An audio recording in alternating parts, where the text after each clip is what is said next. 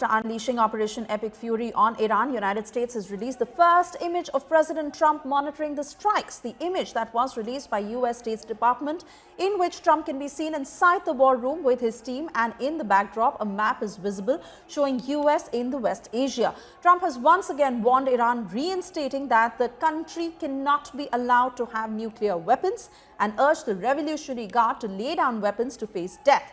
In an address, Trump said that U.S. cannot allow a nation that raises terrorist armies to possess such weapons that would allow them to extort the world to their evil will. He also added that combat operations continue at this time in full force, and they will continue until all U.S. objectives are achieved. But Iran's Foreign Minister Abbas Araghchi says diplomacy was deliberately derailed. He accused Trump of bombing the negotiating table.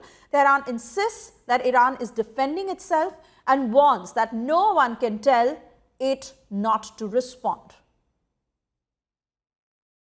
Regime armed with long-range missiles and nuclear weapons would be a dire threat to every American. We cannot allow a nation that raises terrorist armies to possess such weapons, would allow them to extort the world to their evil will. Not going to let it happen. We're not happening to us, and we're not going to let it happen to others.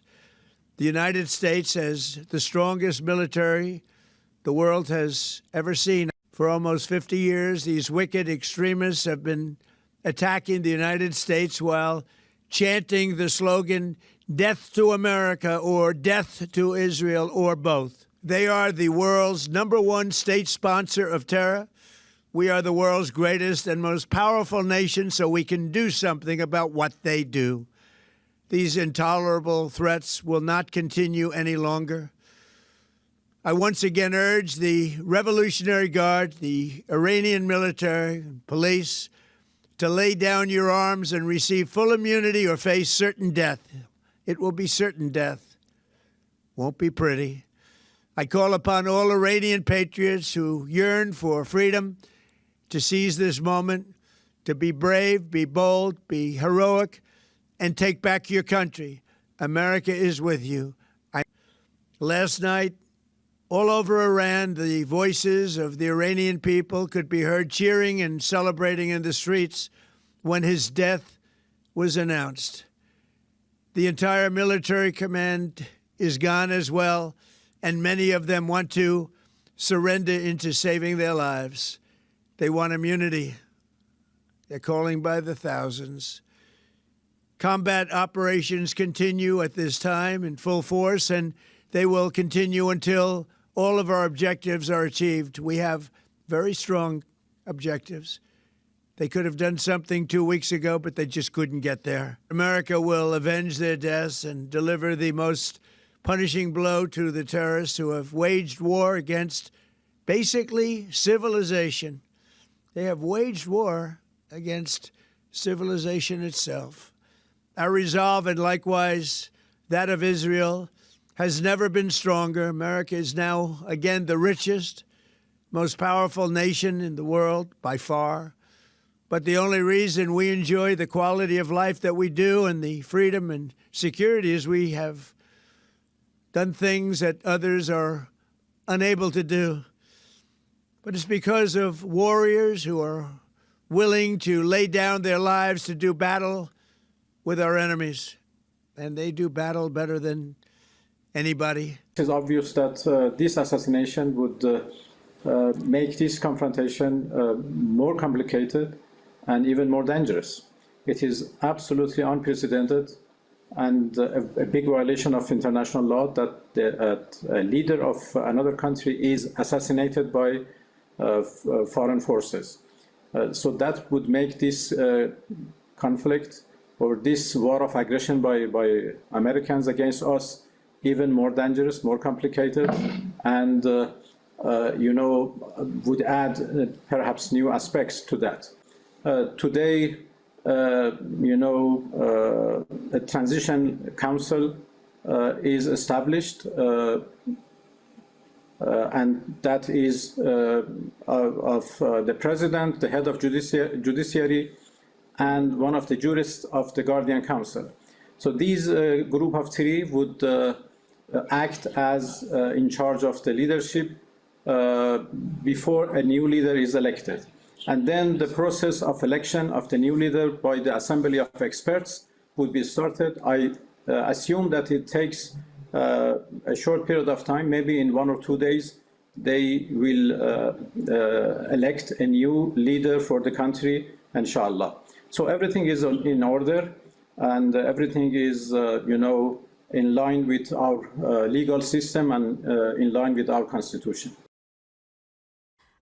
My colleague Sandeep Punyathan, who continues to stay with us on the broadcast. And there are two aspects to this really. First, of course, that while Trump's messaging is strong and undeterred, but the fact that the US is also facing losses at its end when it comes to their soldiers. We saw that F-15 jet dropped in Kuwait, and the US bases that are taking a hit, also putting in a word of caution to their people who are in the Gulf nations to stay safe. They are obviously assessing how much they can push this given the damages that have already been happening. And the other aspect, US has claimed that this can go on for weeks, and they are also saying that Iran is ready for nuclear talks, but Iran having denied these claims. Well, absolutely, Suesha. You have to look at the US-Israeli strategy here in Iran. There was a two-pronged strategy at play. One is, of course, decapitation strikes to take out the leadership. The second prong of that strategy was to destroy Iran's ability to launch cruise ballistic missiles and drones. Now, both of these strategies you can call into whether they've actually been successful in the last 3 days, because clearly there seems to be a leadership transition in Iran that's underway. And second, it's Iran's ability to launch ballistic missiles, cruise missiles, drones.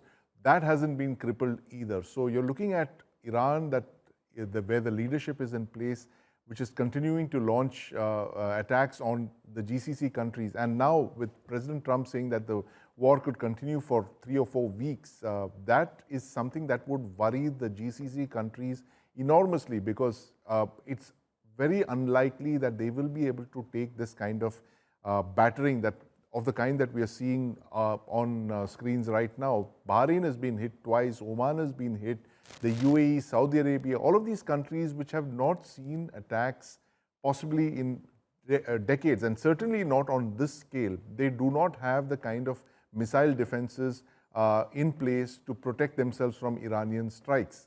Certainly, as we were discussing earlier, Israel is one of the most heavily defended countries on the planet. It has multiple layers of defensive systems like the Iron Beam, the Iron Shields, Patriots, arrows, theater high altitude defense, terminal high altitude defense systems. But many of these Gulf countries, the GCC countries, are extremely vulnerable. Most of them have a few Patriots, and that's about it.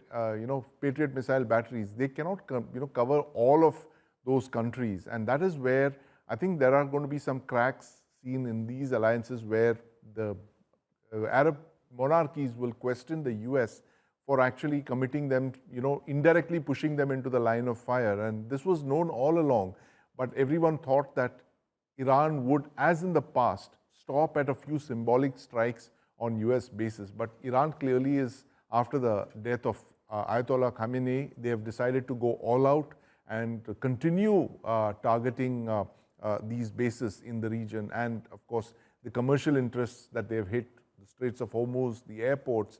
And clearly Iran wants to be in a strong position when it resumes talks with the United States. It does not want to talk from a position of weakness, as these relentless attacks from Iran indicate. Iran wants to talk from a position of strength to the United States. There have been reports that one section of the Iranian leadership is open to talks, the other one is not. So clearly Iran is playing an interesting game here. It does not want to cow down before the United States. It's clearly, we are in uncharted territories here. We thought this is a war that would end in 3 or 4 days, but clearly that's not the case here, Suesha. Oh yes, absolutely. Sandeep, do stay on.